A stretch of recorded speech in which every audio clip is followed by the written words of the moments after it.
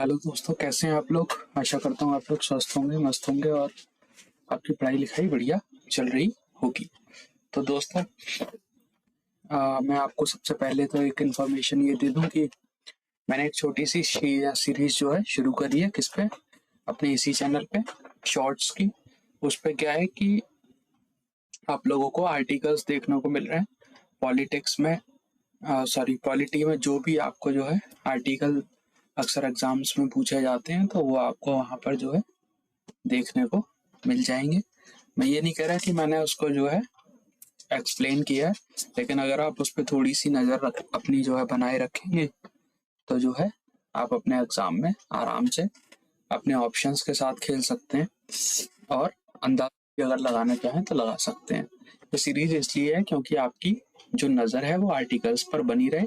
हम लोग अक्सर जो है रील्स को ऊपर नीचे करके जो है देखते रहते हैं, स्क्रॉल करते रहते हैं मोबाइल की अपनी स्क्रीन को। तो जो है आपके लिए एक छोटा सा, बिना बहुत ज़्यादा समय खर्च किए, बहुत एक बड़ा टॉपिक है आपके लिए।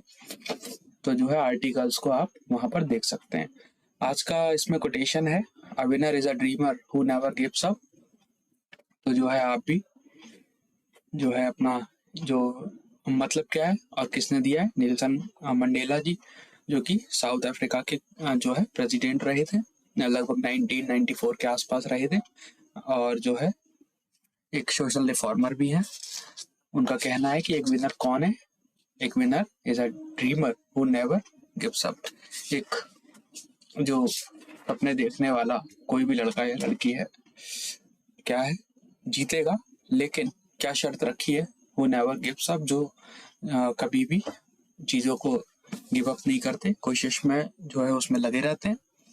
तो क्या होगा? अंत में आप सफल होंगे। ड्रीम देखिए, विनर हो जाइए।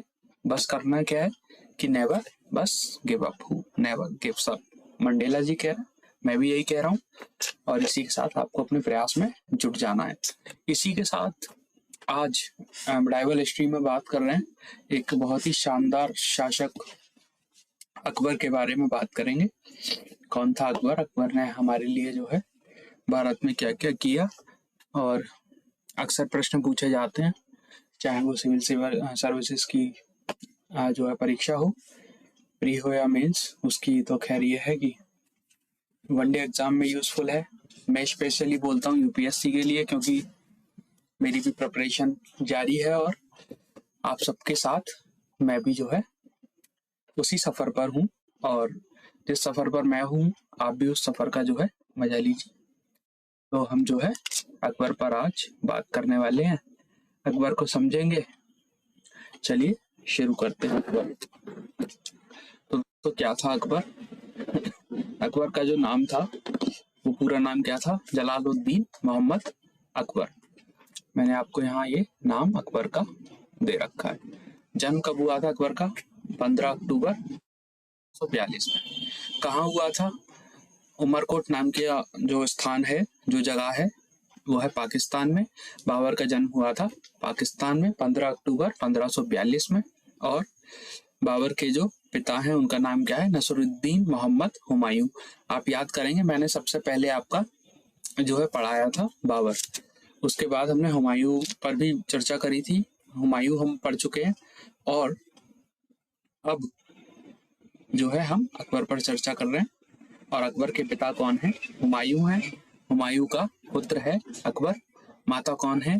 हमीदा बानो, याद रखिएगा। पत्नी कौन है? जोधाबाई, जिसका जो ओरिजिनल नाम है वो क्या है? मरियम उज जमानी। तो ये आपको याद रखना पड़ेगा। ये इसके परिवार के बारे में कुछ महत्वपूर्ण जानकारी। इसके बाद में कुछ एक दो लोग और आएंगे, वो हम लोग जब आएंगे तभी चर्चा कर लेंगे। चलिए आगे बढ़ते हैं। तो क्या हुआ है अकबर के साथ, और अकबर ने भारत को क्या दिया, उस पर चर्चा करेंगे। तो हुमायूं की मृत्यु के बाद, इसका जो पिता होता है हुमायूं, उसकी मृत्यु हो जाती है। उसके बाद क्या होता है? पंजाब के गुरदासपुर में, गुरदासपुर जिले में एक कालानौर नाम का जो है स्थान है, जगह होती है। वहां पर क्या होता है? 14 फरवरी 1556 को अकबर का राज्याभिषेक हो जाता है। मतलब ये हुआ कि हुमायूं की मृत्यु के बाद उसका उत्तराधिकारी जो होता है वो अकबर हो जाता है। और क्या होता है, इस्लाम शाह की मृत्यु के बाद हेमू ने सुल्तान आदिल शाह को बहुत प्रभावित किया और उनका सेनापति बन गया। ये लाइन अकबर से बिल्कुल भी कनेक्टेड आपको दिखाई नहीं दे रही होगी, लेकिन आपको किससे मतलब होना चाहिए वो ध्यान रखिए। वो मतलब आपको होना चाहिए हेमू। ये लाइन मैंने इसलिए डाली है ताकि आप हेमू को जान जाएं। और हेमू जब आया तो अकेला नहीं था, वो कहाँ से आया, उसकी पृष्ठभूमि क्या थी, वो आप आदिल शाह की इस नाम से लगा सकते हैं कि आदिल शाह की मृत्यु के बाद हेमू ने सुल्तान आदिल शाह को, एक कौन था, ये सुल्तान था इस्लाम शाह, इसकी मृत्यु हो गई। इसके बाद इसका जो उत्तराधिकारी इसके राज्य का हुआ वो कौन हुआ, आदिल शाह। ठीक है, आदिल शाह को हेमू ने क्या किया, बहुत ज्यादा खुश कर दिया। तो आदिल शाह ने उसे अपने यहाँ क्या किया, एक सेनापति का पद दे दिया। पहले हेमू किसके लिए काम कर रहा था, इस्लाम शाह के लिए, लेकिन अब उसकी मृत्यु हो चुकी है और आदिल शाह जो है उसके यहाँ अकबर कौन हो गया, सेनापति हो गया है। और ये जो आप नाम देख रहे हैं हेमू, इसका एक और नाम जिसे हम कहेंगे, क्या कहेंगे, मैं नीचे लिख दे रहा हूं, यहाँ पर लिखेंगे हेमराज। तो आप देख सकते हैं हेमू को हेमराज के नाम से भी जाना जाएगा और आप इसे हेमू के नाम से भी जानेंगे।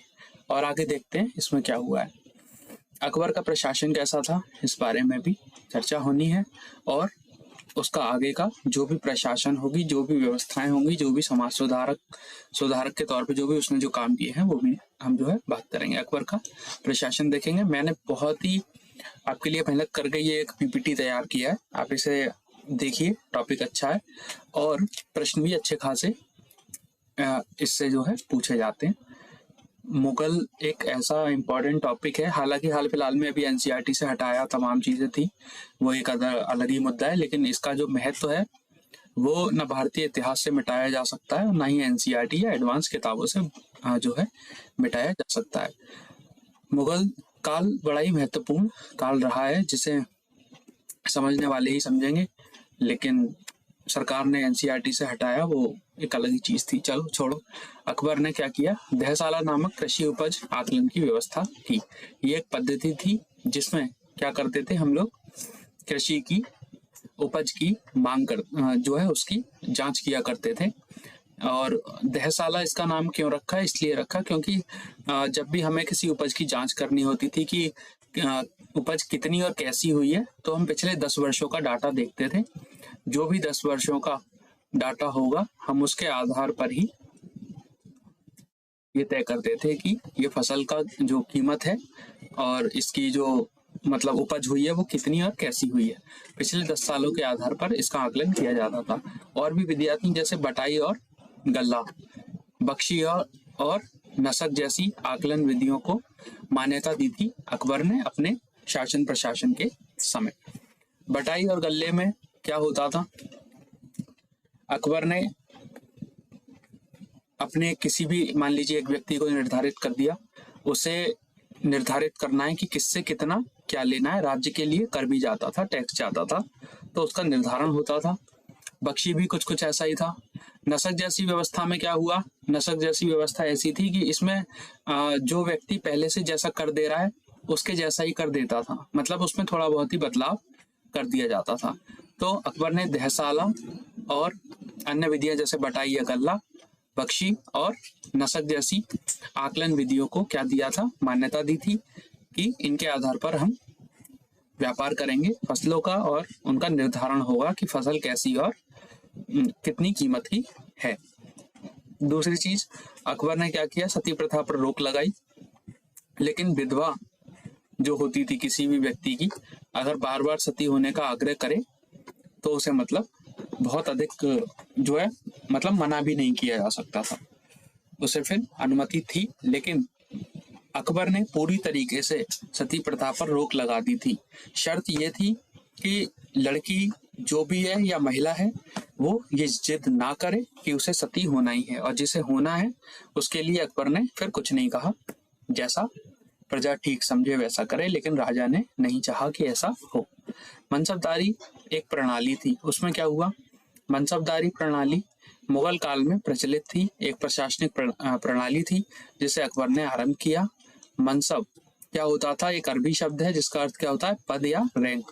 किसी रैंक का एक अधिकारी होता है और उसके अंदर बहुत सारे जैसे पुलिस वाले होते हैं, वैसे ही उसी तरीके की मनसबदारी प्रणाली एक व्यवस्था थी। मनसब शब्द का था शासकीय अधिकारियों और सेनापतियों का पद। जैसे हमारे यहाँ एसपी और एसएसपी आप देखते हैं, उसी प्रकार से मनसबदारी प्रणाली में ये व्यवस्था थी। सभी सैन्य तथा असैन्य अधिकारियों के मनसब निश्चित की जाती थी, जो अलग अलग हुआ करती थी। मनसब क्या है, एक श्रेणी है। आगे मैं आपको बताऊंगा 32 श्रेणियों में मनसबदारी प्रणाली को विभाजित किया गया था। सभी मुल्कों और फौजी पदाधिकारियों को 33 मनसबों में बांट दिया गया। 33 छोटे छोटे मनसबों में क्या किया, बांट दिया। मनसब क्या है, श्रेणी है, मतलब 33 बड़े अधिकारियों के पीछे एक सेना होगी, जिसमें सबसे छोटा मनसब क्या है, जिसमें 10 सवारों का, और सबसे बड़ा जो मनसब होगा उसमें 10,000 सवारों का जो है एक जत्था होता था, एक भीड़ मान के चलिए कि जो 33 मनसब हैं उनमें जो पहला होगा उसमें 10 सवार, और जो 33वां होगा उसमें 10,000 सवारों का एक जत्था देखने को मिलता था, जिसमें बहुत सारे सैनिक होते थे। उन्हें अपने अपने मनसब के अनुसार वेतन दिया जाता था। जिसका जैसा मनसब होता था उसी के हिसाब से उसे वेतन दिया जाता था।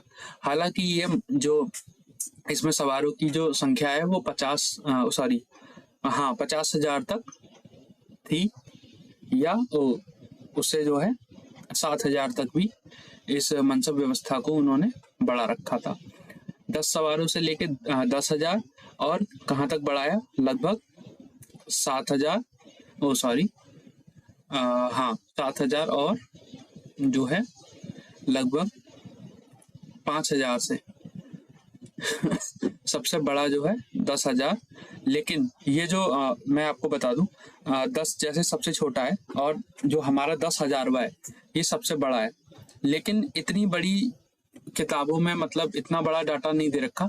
वहाँ जो डाटा है वो 5,000 से 7,000 तक का है, यहाँ 10,000 तक का बताया गया है, क्योंकि मैंने इसको जो है पढ़ने के बाद गूगल भी सर्च किया, मैंने भी देखा 10,000 तक का डाटा दे रखा है। लेकिन जब आप एनसीईआरटी देखेंगे 5,000 से 7,000 का डाटा आपको मिल रहा होगा, और एडवांस में भी 5 से 7,000 का डाटा दे रखा है।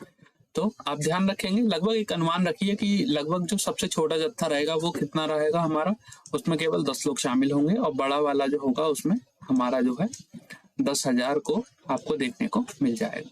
चलिए, अकबर के धार्मिक व सामाजिक सुधार कैसे थे, क्या किया था अकबर ने? अकबर ने जजिया कर की समाप्ति कर दी थी, और क्या किया था, स्नान संबंधी कर, जैसे धार्मिक तालाब होते हैं, गंगा स्नान आदि पर जो भी जो कर लगाया जाता था उसे जो है अकबर ने क्या किया था, समाप्त कर दिया था।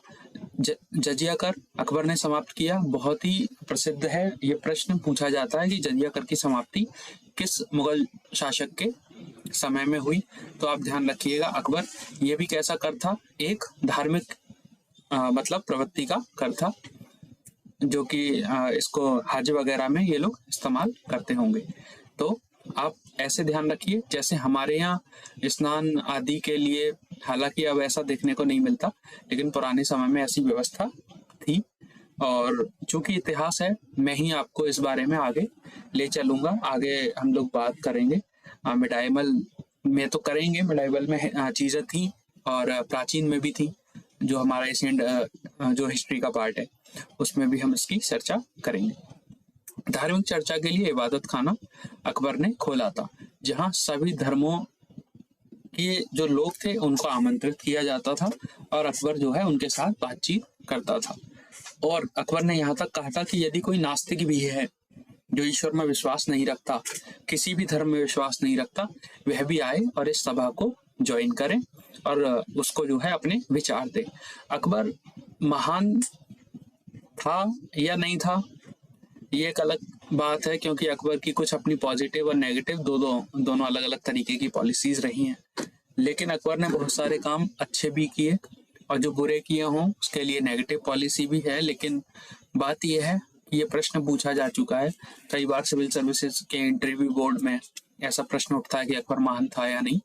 तो इस तरीके की चीजें हैं, हालांकि वहां हमें पॉजिटिव चीजें देनी होती हैं।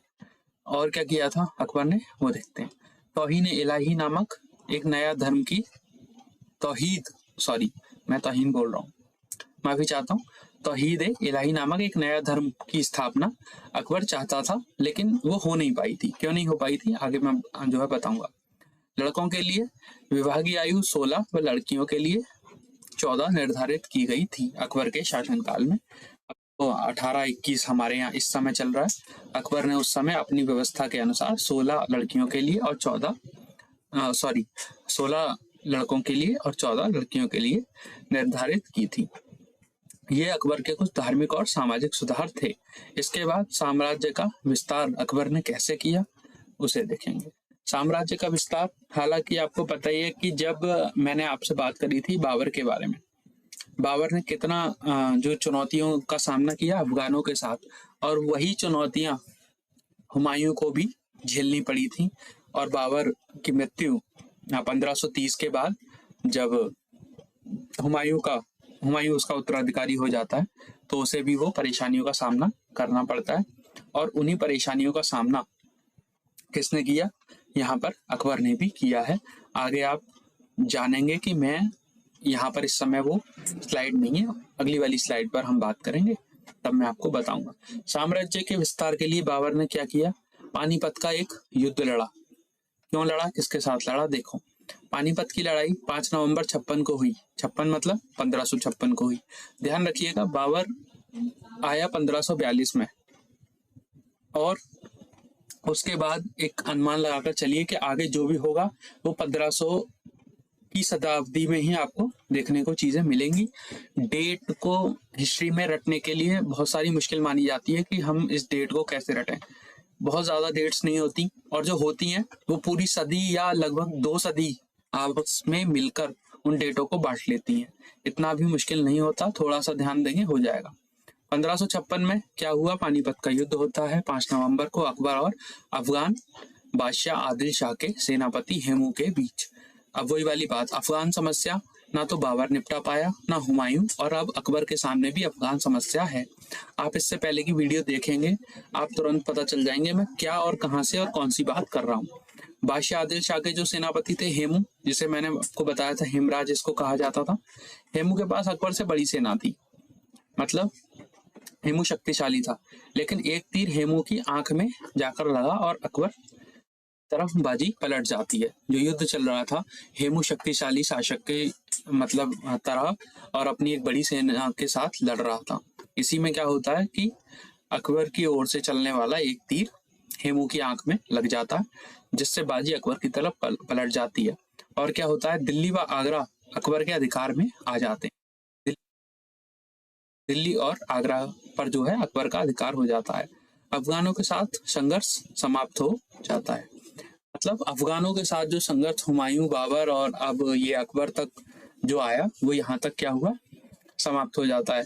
लेकिन इसके बाद भी कुछ समस्या अफगानों की ओर से होती ही रही हैं, उस पर भी आगे मैं चर्चा करूंगा, क्योंकि ये इतिहास है। कुछ लोग अगर दक्षिण की ओर हैं तो कुछ लोग आपको उत्तर की ओर देखने को मिलेंगे, कुछ लोग आपको पूर्व की ओर देखने को मिलते हैं। एक व्यक्ति या एक गुट हमेशा एक ही स्थान पर नहीं होता, ये इतिहास है, आप धीरे धीरे ही इसे समझेंगे।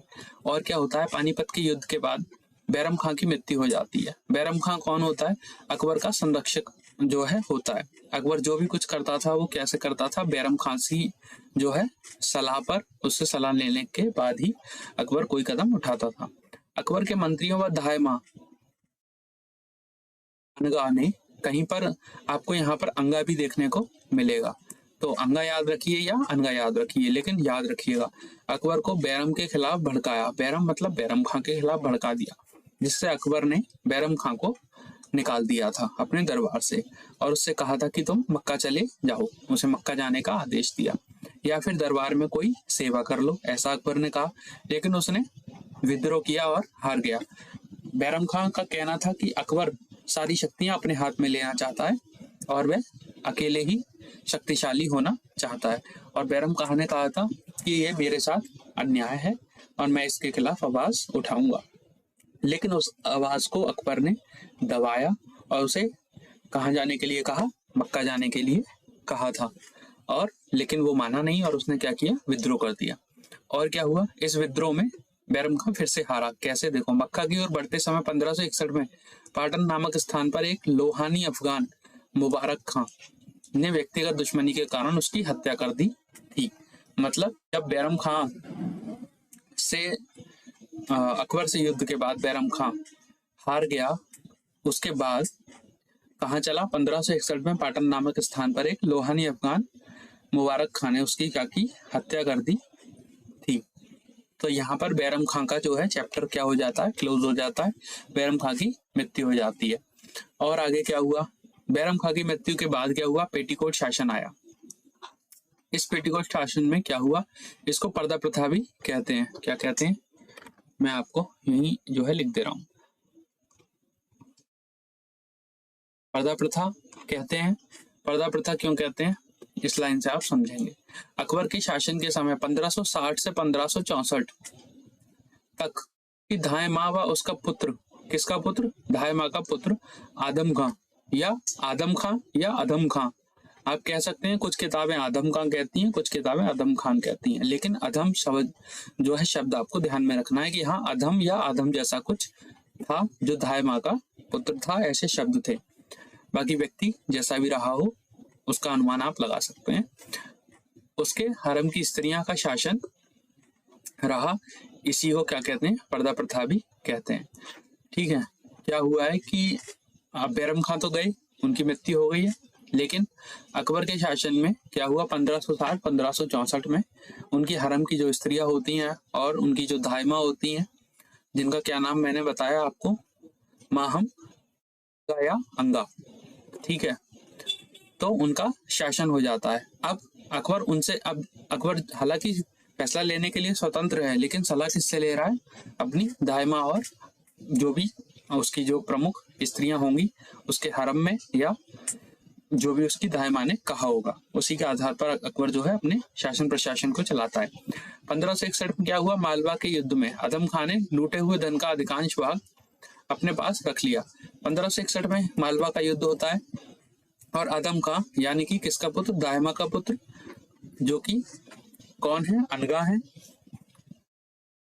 का पुत्र, इस धन को रख लेता है। यह खबर जब अकबर को पता चलती है तो आदम खां को सजा दे देता है। यह सुनकर महाम अनगा की मृत्यु हो जाती है और पेटीकोट शासन का क्या होता है? समापन हो जाता है, या पर्दा प्रथा जो है हमेशा के लिए खत्म हो जाती है। मैं आपको बता दूं, अकबर ने को जब पता चला कि हमारा जो युद्ध मालवा के साथ हुआ उसमें जो हमें धन संपत्ति हमने लूटी वो आदम खां ने रख ली है, तो अकबर गुस्से में आदम खां को अपने महल के जो है छज्जे से नीचे फेंकवा देता है, जिससे उसकी मृत्यु हो जाती है। और क्या होता है? अकबर अबुल फजल जलालुद्दीन मोहम्मद अकबर के प्रमुख युद्ध। मैंने यहाँ पर अकबर का पूरा नाम क्यों दिया है? अबुल फजल जलालुद्दीन मोहम्मद अकबर। आप अबुल फजल भी याद रखिए। मैंने मेन जो आपको फ्रंट पे जब मैंने शुरुआत की थी मैंने आपको बताया जलालुद्दीन मोहम्मद अकबर, तो अबुल फजल भी आप याद रखेंगे और आपको जलालुद्दीन मोहम्मद अकबर भी याद रखना है कि प्रमुख युद्ध कौन कौन से थे।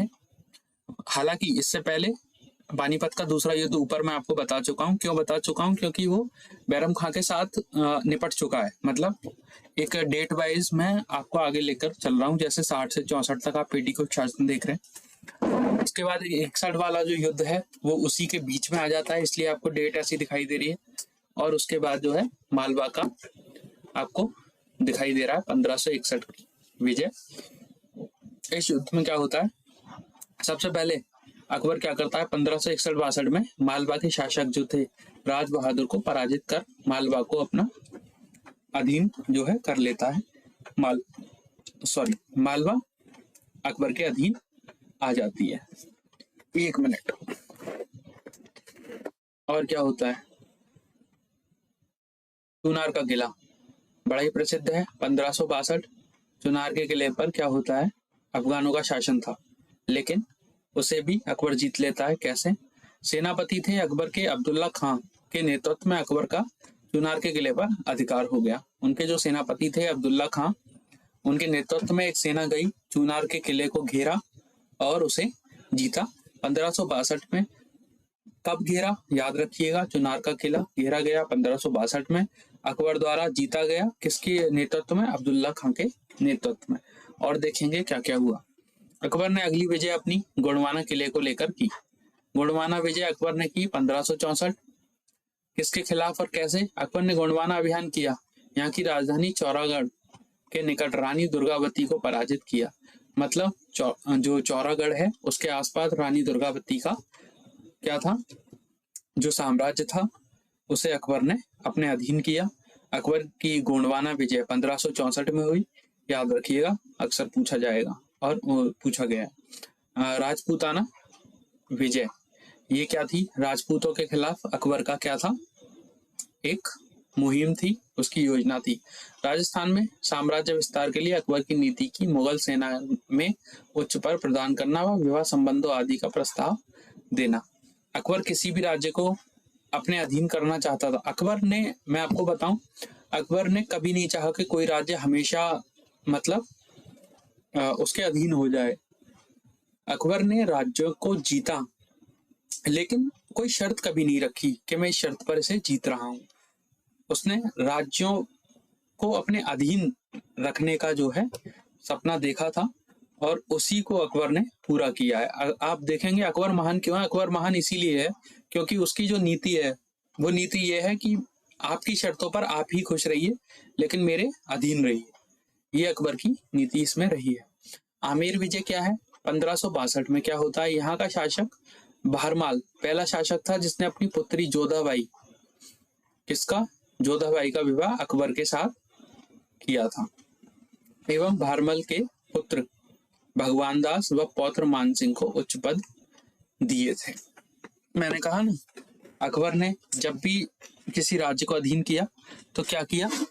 विवाह संबंधों का प्रस्ताव दिया और उच्च पद देने का लालच लोगों के मन में पैदा कर दिया था।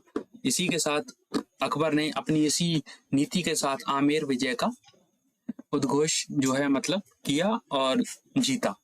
उसके बाद 1567 में क्या हो जाता है? 1567 राणा उदय सिंह ने अकबर की अधीनता स्वीकार नहीं की। राणा उदय सिंह एकमात्र ऐसे शासक थे, राजपूताना शासक थे, जो नहीं चाहते थे कि हम अकबर की अधीनता स्वीकारें। लेकिन क्या होता है? 1567 में अकबर ने चित्तौड़ पर क्या कर दिया? आक्रमण कर दिया। इसी समय उदय सिंह को भागना पड़ा। तो जो राणा उदय सिंह थे उन्हें 1567 में क्या हुआ? अपना राज्य छोड़कर भागना पड़ा था मेवाड़ विजय के समय। मतलब उस समय अकबर की विजय हुई और क्या हुआ? लेकिन 1572 में राणा उदय सिंह की मृत्यु के बाद उसका बेटा राणा प्रताप सिंह मेवाड़ के शासक बने। राणा ने जीवन भर अकबर से संघर्ष किया लेकिन हार नहीं मानी। मतलब उसने अकबर की अधीनता स्वीकार नहीं की है अब तक। अब क्या होता है? 18 जून 1756 1756 जून में अकबर ने राणा प्रताप के विरुद्ध आक्रमण किया जिसमें परिणाम स्वरूप हल्दी घाटी का युद्ध हुआ जिसमें मुगल क्या हुए? विजय हुए और एक बार फिर से अकबर की विजय हो जाती है। उसके बाद गुजरात विजय। अकबर ने अपने जीवन में लगभग 10 से 12 बड़े युद्धों को किया और अनेकों छोटे छोटे युद्धों को किया है और यहाँ पर मैं आपके साथ उसके जो भी प्रमुख और बड़े युद्ध हैं उनके बारे में चर्चा कर रहा हूँ। गुजरात विजय अकबर की रही 1572 में। अकबर ने स्वयं गुजरात अभियान किया था। इस समय गुजरात का शासक था मुजफ्फर खां तृतीय। 1573 में इसे जीतकर मुगल साम्राज्य में उसने मिला लिया था गुजरात को। अकबर दक्षिण भारत की ओर बढ़ने वाला पहला शासक माना जाता है, पहला शक्तिशाली शासक था जो दक्षिण तक के राज्यों को जीत रहा था। बिहार और बंगाल विजय 1574 से 1576 तक इस युद्ध को चलाया गया के दौरान अकबर का बिहार व बंगाल पर अधिकार हो जाता है। सभी डेट्स इतनी महत्वपूर्ण नहीं है लेकिन मैं चाहता हूं कि आपकी जो दृष्टिकोण है वो एक ऐसा बन जाए कि हाँ, अकबर ने इन युद्धों को किया है और लगभग किन डेटों के बीच में या किन जो भी डेट रही हैं आपस में जो तालमेल है वो आप थोड़ा सा देख लें और वो राज्य देख लें जो अकबर ने जीते थे।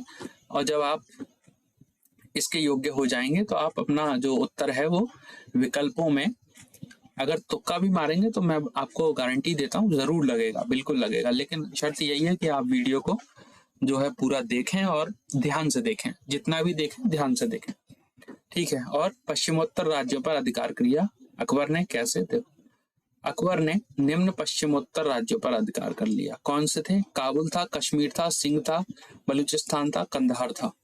ये वो राज्य हैं सारे जिन पर, मतलब कश्मीर भी, सिंध भी, बलूचिस्तान, कंधार, काबुल, ये सारे अकबर के अधीन हो जाते हैं। और दक्षिण भारत विजय, अकबर पहला मुगल शासक था जिसने दक्षिण भारत पर, जैसा कि थोड़ी देर पहले मैंने बोला था, अभियान किया। और 1591 में अकबर ने खान देश पर आक्रमण किया। अली खान ने स्वेच्छा से अधीनता स्वीकार कर ली थी और अकबर को जो है राज्य वहां का दे दिया था। और क्या होता है, 1599 में अकबर ने दौलताबाद पर आक्रमण किया और इसे अपने अधीन कर लिया। अकबर ने लगभग अपने जीवन की सभी लड़ाइयों को जीता था। और 1600 में अकबर ने अहमदाबाद पर आक्रमण किया, जीता। सुरक्षा का जो भार था वो अपनी उसको निजाम शाह की पुत्री थी उसको दिया। उसका क्या नाम था? चांद बीबी। इसकी सुरक्षा का जो भार था चांद बीबी, निजाम शाह की जो पुत्री थी, उसको दे दिया। और असीरगढ़ का किला बड़ा प्रसिद्ध है, ये कई बार पूछा भी गया है। 1601 में इसका जो है अधिग्रहण किया। किसने किया? अकबर ने। 1601 में असीरगढ़ के किले को जीत लिया और ये अकबर का अंतिम अभियान था। इसके बाद नहीं देखने को मिलता कि अकबर ने कोई अभियान किया है। अदम खान जो धाय माँ का जो पुत्र था, अकबर की जो माँ थी, उनका जो पुत्र था अदम खान, उसने विद्रोह किया था। क्या किया? महमंगा का पुत्र, जिसने अकबर के खिलाफ विद्रोह किया था अपने राज्य के लिए। और अकबर ने विजय की, मेड़ता की, रणथंभौर की, कालिंजर की, तुकरोई की लड़ाई और उड़ीसा की, ये भी लड़ाइयां अकबर ने लड़ी। इनमें कुछ बड़ी और कुछ छोटी लड़ाइयां शामिल हैं। मेड़ता के युद्ध में अकबर ने जयमल को पराजित किया था, इतना याद रखिए, काफी है। सुजन डाडा को भगवंत दास की मदद से अकबर ने हराया और भगवंत दास को अमीर उल उलमा की उपाधि दी थी। ये थोड़ा सा ध्यान रखने वाली चीज है। भगवंत दास को रणथंभौर के युद्ध में कौन सी उपाधि दी थी? अकबर ने भगवंत दास को अमीर उल उलमा की उपाधि। उसके बाद कालिंजर का युद्ध होता है 1559 में, 1569 में। तो कालिंजर में ये युद्ध हुआ राजा रामचंद्र के खिलाफ और मंजूनुम खान के नेतृत्व में। 1569 में जो युद्ध हुआ, कौन सा हुआ? कालिंजर हुआ। 1569 कौन सा? कालिंजर। ध्यान रखिएगा, आपकी दृष्टि इस पर होना जरूरी है। तो क्रोई की लड़ाई हुई 3/3/1575, मतलब 3 तारीख मार्च में 1575 अकबर और बंगाल के नवाबों के बीच ये लड़ाई हुई। और उसके बाद एक और लड़ाई हुई जिसे हम उड़ीसा के नाम से जानते हैं। उड़ीसा में जो हुई उसे 1592 में अकबर ने क्या किया, इस पर मान सिंह के नेतृत्व में मुगलों ने अधिकार कर लिया था। तो 1542 से हम लगभग 1592 तक आ गए। लगभग आधी सी सदी अकबर के नाम रही है। इस पर मान सिंह के नेतृत्व में मुगलों ने अधिकार कर लिया। किस पर? उड़ीसा पर। और क्या हुआ, अकबर के जो दरबार था उसमें नवरत्न थे, अकबर के नवरत्न। और ये नवरत्न कौन कौन से थे उन्हें देखना जरूरी है और बहुत ज्यादा जरूरी है। ध्यान से पढ़िए और उन्हें याद रखिए। आप लोग चाहें तो नोट्स भी बना सकते हैं और जो है अपना स्क्रीनशॉट्स अगर लेना चाहें तो वो भी ले सकते हैं। बीरबल क्या किया? बीरबल ने, इसके बचपन का नाम क्या था? महेश दास था। अकबर का पहला जो शासक था, शासक बोल रहा हूँ, सॉरी, नवरत्नों में पहला रत्न जो था वो बीरबल था। इन्हें अकबर ने कवि प्रिया की उपाधि दे रखी थी। दीन इलाही धर्म अपनाने वाले ये पहले हिंदू थे। दीन इलाही वो धर्म जिसे अकबर ने जो है चलाया था। और अबुल फजल ये थे इनके दूसरे रत्न। इनका असली नाम था शेख आबू फजल इब मुबारक। इनका पूरा नाम था अबू फजल इन मुबारक। इतिहास, दर्शन और साहित्य के विद्वान थे। अकबरनामा आईने अकबरी के रचयिता थे। पूछा जाएगा अकबरनामा और आईने अकबरी के रचयिता कौन थे? ध्यान रखिएगा, अबुल फजल, अबुल फजल, अबुल फजल। रामकुमार सलीम के आदेश पर वीर सिंह बुंदेला ने उनकी हत्या कर दी थी। अब पूछा जाए अबुल फजल की हत्या किसने की, तो आपके सामने रामकुमार सलीम है, और फारसी में इन्होंने बाइबल की रचना की थी। इतने काबिल अबुल फजल थे। इसी कारण अकबर के नवरत्नों में उनकी गिनती होती थी। उसके बाद तानसेन, जो कि जो है एक कौन थे? म्यूजिशियन उस समय के थे, सिंगर थे, और उनके बारे में पूरी जानकारी आपके सामने है। उनके बचपन का नाम रामतनु पांडे था, और तानसेन के जो गुरु थे वो कौन थे? हरिदास थे। और अकबर ने इन्हें एक उपाधि दी जिसे कंठाभरण की उपाधि या वाणी विलास उपाधि कहते हैं। तानसेन की उपाधि राजा विक्रमादित्य द्वारा दी गई थी। इनके संगीत के जो गुरु थे वो कौन थे? हजरत गौस थे। ठीक है। और प्रसिद्ध जो रचना इनकी थी वो कौन सी थी? सारंग और राग दरबारी, कान्हाड़ा आदि इनकी प्रमुख रचना थी। ये तीनों रचना याद रखिएगा। हालांकि मुझे नहीं लगता शायद पूछा जाए, लेकिन इस समय कुछ भी नहीं कहा जा सकता कि एग्जाम में पैटर्न क्या रहने वाला है, तो आपको ध्यान रखना पड़ेगा। इनकी दो प्रसिद्ध पुस्तकें भी थी, संगीता सारा और श्री गणेश। इसको ऐसे नहीं लिखना, इसको ऐसे लिखिएगा, ये थोड़ा सा टाइपिंग में रहिए गड़बड़, ऐसे ही बनेगा, श्री गणेश करिएगा इसका। फैजी इनके जो चौथे थे नवरत्न, वो ये नवरत्नों में जो चौथे थे वो फैजी थे। अकबर ने राजकवि का दर्जा दे रखा था इन्हें। अबुल फजल के ये बड़े भाई थे, जो दूसरा जो नवरत्न मैंने आपको नवरत्नों में दूसरा रत्न जो पढ़ाया, उनके बड़े भाई। महाभारत व गणित की पुस्तकों का इन्होंने क्या किया था? फारसी में क्या किया था? अनुवाद किया था। और टोडरमल पांचवा जो रत्न है वो देखिए। टोडरमल को अकबर का वित्त मंत्री, भूमि सुधारक, दहसाल बंदोबस्त व्यवस्था मैंने पढ़ाई थी, पिछले 10 सालों का डाटा देखते थे उपज के लिए, तो वो सारी चीजें थी दहसाल बंदोबस्त में। काशी विश्वनाथ मंदिर का पुनर्निर्माण इन्होंने 1585 में कराया। अगर आपसे पूछा जाए काशी विश्वनाथ मंदिर का पुनर्निर्माण किसने कराया है, तो आपको बताना है 1585 टोडरमल। और मानसिंह नवरत्नों में एक और बहादुर सेना नायक थे और आमेर के राजा थे। फकीर रहीम खाने खाना, रहीम खाने खाना के नाम से जाने जाते हैं। फकीर रहीम खाने खाना ये एक धार्मिक मंत्री थे। अकबर अपनी धार्मिक सलाह इन्हीं के आदेश पर जो है लेता था और पालन करता था, जो भी ये कहते थे। अब्दुल रहीम खान खाना एक और शानदार नवरत्नों में एक और रत्न। एक मिनट, हाँ, बैरम खान का पुत्र था कौन? अब्दुल रहीम खाने खाना। साहित्यकार था, अच्छा, रक्षा मंत्री था। गुजरात विजय पर खान खाना की उपाधि अकबर ने दी थी। अकबरनामा का इन्होंने अनुवाद किया था तुर्की भाषा से फारसी भाषा में। ठीक है, अकबरनामा की इन्होंने जब लिखी होगी, या अकबरनामा का जब भी उसको पंक्तिबद्ध किया गया होगा, क्रमबद्ध किया गया होगा, जब भी उसे बनाया गया होगा, तो उसका जो अनुवाद था फारसी भाषा में जिसे किया वो थे कौन? अब्दुल रहीम खाने खाना, जिन्होंने तुर्की भाषा से फारसी भाषा में इस अनुवाद को किया। मुल्ला दो प्याजा बुद्धिमान तर्कशास्त्री थे और खुफिया सलाहकार थे। किसके? अकबर के। मुल्ला दो प्याजा आपको बड़ा ध्यान रखना है, और ये बड़े फेमस हैं, पूछे भी गए हैं कई बार एग्जाम्स में। हकीम हुक्काम कौन थे? विश्वास पात्र, मित्र व रसोई घर का प्रबंधक। अकबर के खाने पीने की व्यवस्थाओं का जो भी जांच प्रक्रिया थी वो इनके पूरे होने के बाद ही अकबर तक वो सारी चीजें पहुंचती थी जो रसोई घर से संबंधित होती थी। हकीम हुक्काम इनका नाम है, विश्वास पात्र, मित्र भी हैं और रसोई घर के प्रबंधक भी हैं। मिर्जा अजीज कोक, इसे खाने आजम के नाम से भी जाना जाता है। खाने आजम, आपसे पूछा जाए खाने आजम कौन था? मिर्जा अजीज कोक अकबर का कौन था? सौतेला भाई था। तो ये एक और आपके लिए जो है एडिशनल इंफॉर्मेशन भी है, और नवरत्नों में शामिल अब्दुल रहीम खाने खाना, तानसेन जैसे लोगों के बारे में मैंने आपको बताया।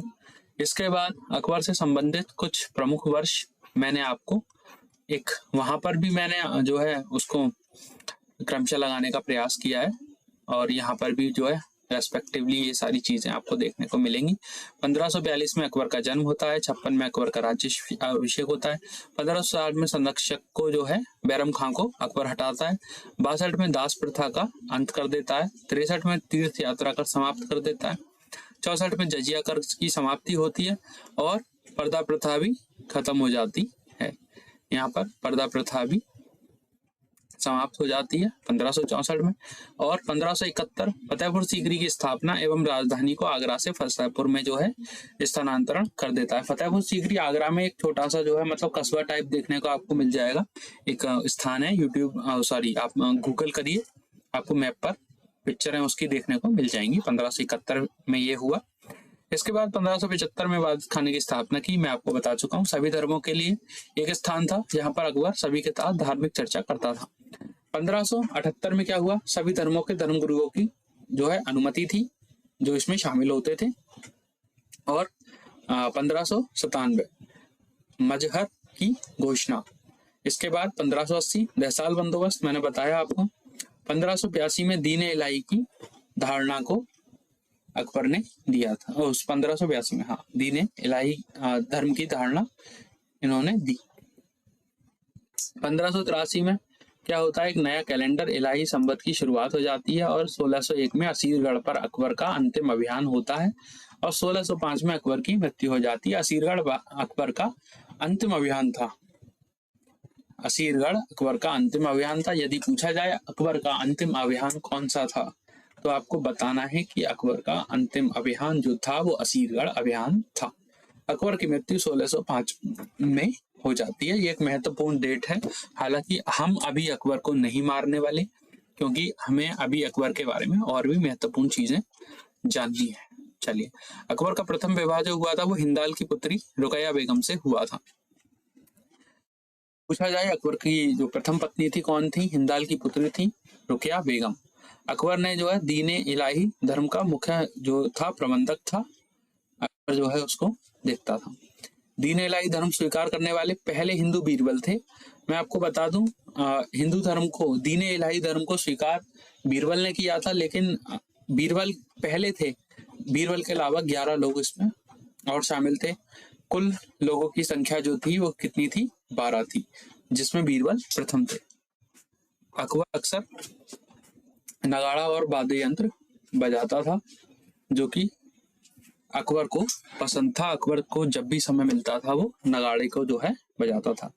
अकबर के शासनकाल की प्रमुख विशेषताएं मनसबदारी व्यवस्था थी, जो मैंने आपको बताया कि मनसबदारी व्यवस्था पहले मनसब में 10 सवार और सबसे बड़े मनसब में 10,000 लोगों की व्यवस्था होती थी। हालांकि 5 से 7,000 की व्यवस्था मैंने पढ़ा और उसको समझा है। और आगे देखते हैं, अकबर द्वारा बनाई गई कुछ प्रमुख इमारतें हैं। आगरा में अकबर ने जो निर्माण किए वो आपको देखने को मिलेंगे। बुलंद दरवाजा मिला, लाल किला, फतेहपुर सीकरी और जोधाबाई का महल, ये चारों चीजें आपको आगरा में देखने को मिलेंगी। फतेहपुर सीकरी में पंचमहल आपको निर्मित है, देखने को मिलेगा। इलाहाबाद, दिल्ली और लाहौर में क्या है, इलाहाबाद का किला, हुमायूं का मकबरा और लाहौर में लाहौर का किला। ये कुछ प्रमुख इमारतें हैं जिन्हें अकबर ने बनवाया था। उसके बाद फाइनली जब हम अकबर को यहाँ तक जान चुके हैं, अबुल फजल जलालुद्दीन मोहम्मद अकबर की मृत्यु 1605 में हुई, पेचिश के कारण हुई। आगरा के पास सिकंदरा में इसे दफनाया गया और जहांगीर इसका जो है उत्तराधिकारी बना था। तो दोस्तों, आज हम लोगों ने अकबर के बारे में काफी कुछ जाना है। उसका प्रशासन, उसका शासन, उसकी धार्मिक नीति, उसकी सामाजिक व्यवस्था को भी हमने देखा और उसके द्वारा जीते गए युद्धों को भी हमने देखा।